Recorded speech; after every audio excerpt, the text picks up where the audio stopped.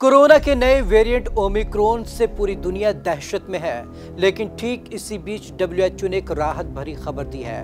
WHO ने कहा है कि ओमिक्रॉन के हल्के लक्षण है और ये माना भी जा सकता है कि डेल्टा से कम असरदार है, यानी कि जिस तरीके का घातक डेल्टा वेरिएंट रहा है ये उससे कम है। हालांकि यहाँ पर साइंटिस्ट ने साफ तौर पर यह कहा है कि इसके संक्रमण करने की रफ्तार ज्यादा है, लेकिन ये डेल्टा से कम घातक है। तो चलिए आज आपको खास रिपोर्ट में दिखाते हैं कि डब्ल्यूएचओ आखिरकार ये क्यों कह रहा है। डेल्टा वेरिएंट की तरह नहीं खतरनाक ओमिक्रॉन।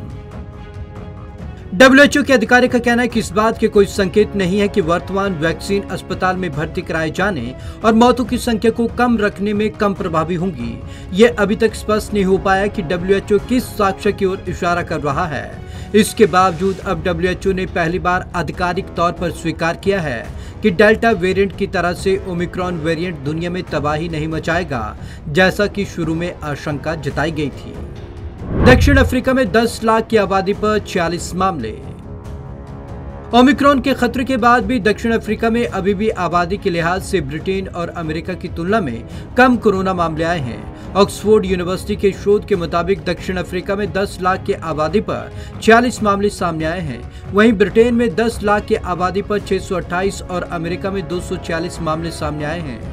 दक्षिण अफ्रीका में कोरोना केस बढ़े हैं, लेकिन अभी भी कम हैं। दक्षिण अफ्रीका में ओमिक्रॉन के 172 मामले आए हैं और नए वेरिएंट से पीड़ित मरीजों में बहुत हल्के लक्षण देखे गए। जापान ने यात्रा प्रतिबंधों को कड़ा किया।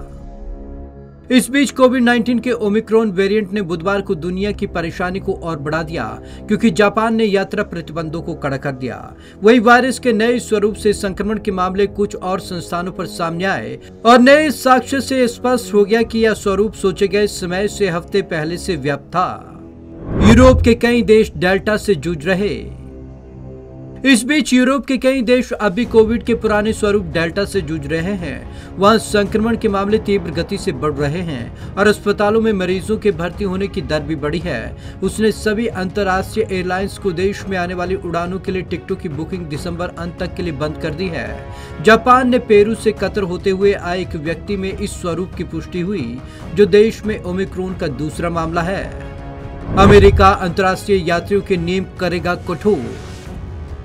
अमेरिका अंतर्राष्ट्रीय यात्रियों के लिए जांच की जरूरतों को कठोर करने का कदम उठा रहा है। दक्षिण अफ्रीका अनुसंधान में विश्व स्वास्थ्य संगठन को पिछले हफ्ते ओमिक्रॉन के बारे में सतर्क किया गया, लेकिन यह ज्ञात नहीं हुआ कि कहां या कब और नया स्वरूप पहली बार प्रकट हुआ। हालांकि यह स्पष्ट है कि दक्षिण अफ्रीका से पहले से यूरोप में मौजूद था, लेकिन नाइजीरिया ने बुधवार को बताया कि उसके जन स्वास्थ्य संस्थान ने कहा कि उसने अक्टूबर में एकत्र किए गए एक नमूने में यह स्वरूप पाया था। साथ ही इस म्यूटेशन का पहला ज्ञात मामला है। इसी बीच सऊदी अरब ने बुधवार को कहा कि उसने ओमिक्रॉन के प्रथम मामले की पुष्टि की है। यूरोपीय आयोग अध्यक्ष उर्सुला वोन डेर लेयन ने कहा कि मैंने अपने वैज्ञानिकों की सुनी। वे सब कह रहे हैं कि हम अभी पर्याप्त रूप से नहीं जानते, इसलिए 2-3 हफ्तों का वक्त लेंगे। Bureau report, Punjab Kesari TV.